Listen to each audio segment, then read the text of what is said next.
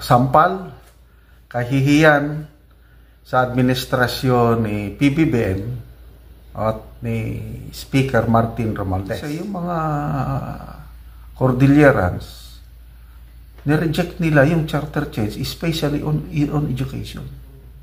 Ang problema is corruption and red tape.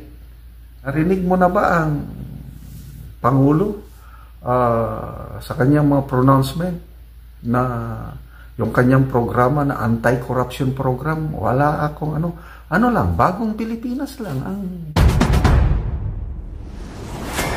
Pag-usapan natin ngayon ang panibagong dagok o sampal, kahihiyan sa administrasyon ni PBBM at ni Speaker Martin Romualdez. Okay. Tungkol ito sa isinusulong nilang tsa-tsa.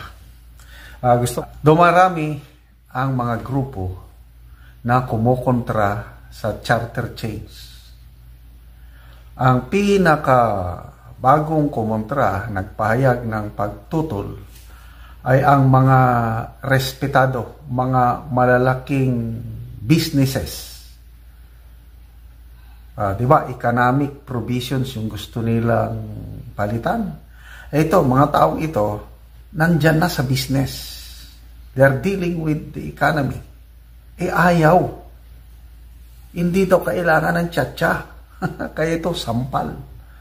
Ito po, sa Manila Times na balita, no need for economic tsa-tsa.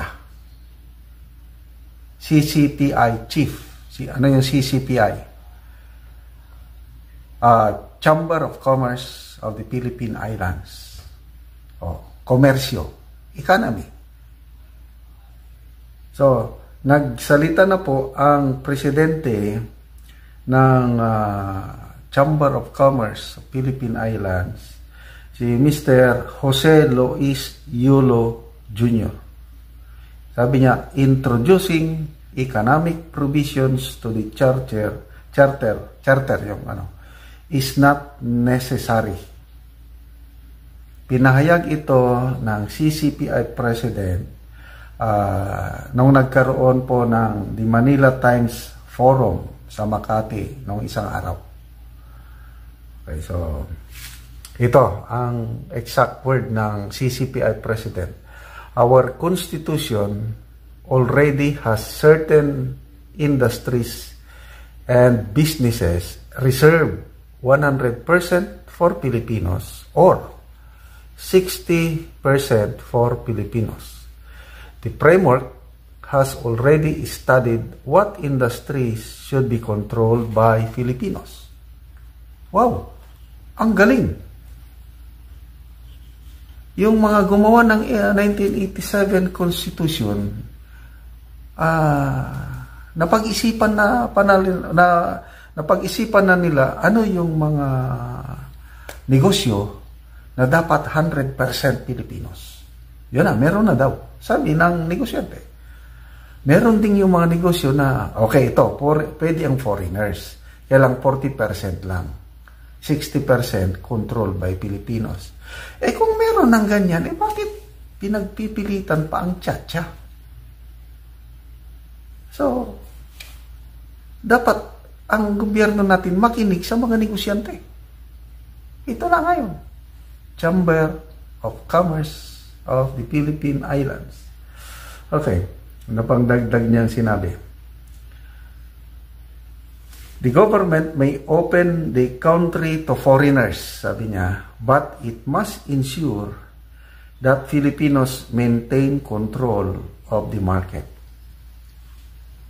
Kasi yung gusto ng mga kongresista, papasukin ng mga foreigners to own 100% education,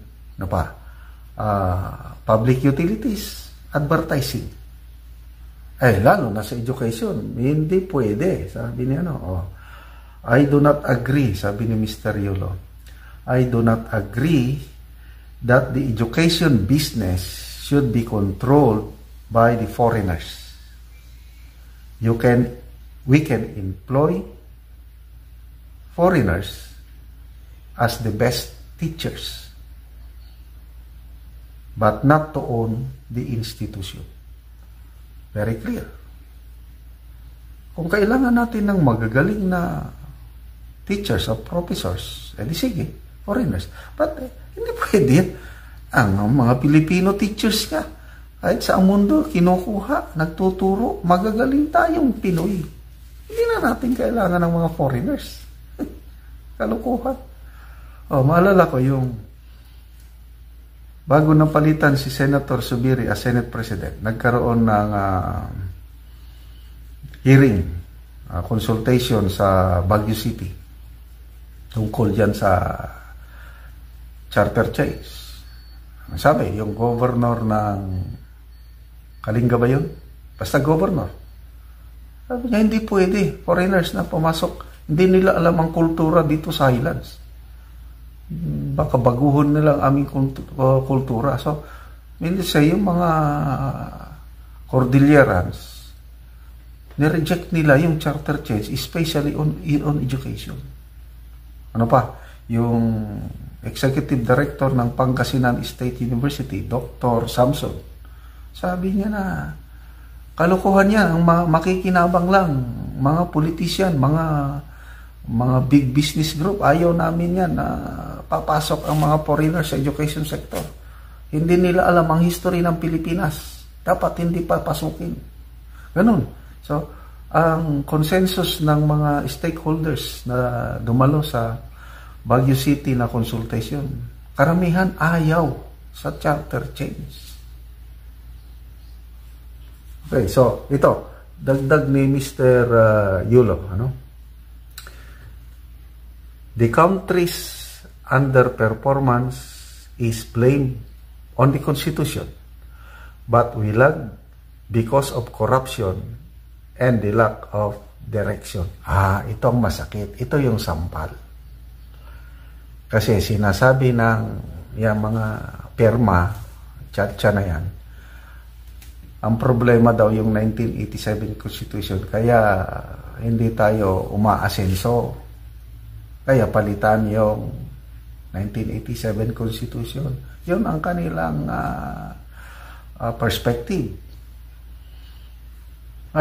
Sabi ng presidente ng Chamber of Commerce of the Philippine Islands, hindi, yan ang rason. Ang rason is corruption and lack of direction. Saan ang corruption? Di nasa gobyerno. Who is directing the country? Di yung presidente. So itong sinabi ni Mr. Yulo na corruption ang dahilan bakit hindi tayo umaasenso. Sang-ayon sa sinabi ni Senator Villar na isa ring negosyante. Ang pinakamayamang Pilipino na ngayon, Villar Negosyante sila. Anong sabi ni Senator Villar? Anti-chatcha yan. There's no need. Sabi niya, ang dahilan bakit ang problema is corruption and red tape. So, narinig mo na ba ang Pangulo sa kanyang mga pronouncement na yung kanyang programa na anti-corruption program? Wala akong ano lang, bagong Pilipinas lang ang sinasabi niya. Ito, bagong Pilipinas, walang yung hypo, mong tawag na yung ang gagandang salita, ganun lang, mga slogan lang, bagong Pilipinas, kung ano pang mga sinasabi.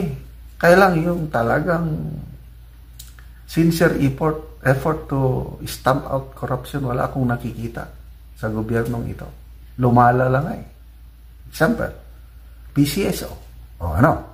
Lahat tayo maging milyonaryo kasi nag-appoint sila ng kahina-hinala na PCSO General Manager. Kaya nauubos na ang pera ng PCSO dahil halos tuloy-tuloy ang nananalo. Ngayon lang, only now nangyari yung mga grabing kaduda-duda ang pagkapanalo sa PCSO. Kasi ang inilagay nilang General Manager, yan, tinutulan ni Attorney Vic Rodriguez noon, ayaw niyang ilagay sa pwesto. So, may nagpumilit yan na ilagay o inilagay o naging milyonaryo na lahat. So, that's corruption. Isang ahensya lang, NFA, DA, name it, nandyan yung corruption ngayon. So, dapat yun ang tutukan. Plus yung red tape. Correct. Yung daming pasikot-sikot. Ang tagal makakuha ng business permit sa Pilipinas. Ang German ambassador to the Philippines, nagreklamo na tungkol niyan. Sabi niya, German investors needs red carpet, not red tape. Ano yung red carpet? Dapat yung i-welcome mo. Yung talagang pabilisin mo yung mga papeles nila para mainggan nyo sila na mag-invest. Wala, ang tagal eh. Yung red tape na yan. Isa tayo sa pinakamabagal sa processing ng mga business. Dapat yun ang tutukan ng gobyerno, hindi yung charter change. So sana, gising. Ano ba yung programa noon ng Hoy, gising! Magising na kayo sa inyong mga adhikain na obvious na charter change para tumagal sila sa pwesto para maging prime minister ang isang nangangarap na mga mangulo na hindi naman mananalo sa kandidato sa election sa 2028. Kaya charter change na lang.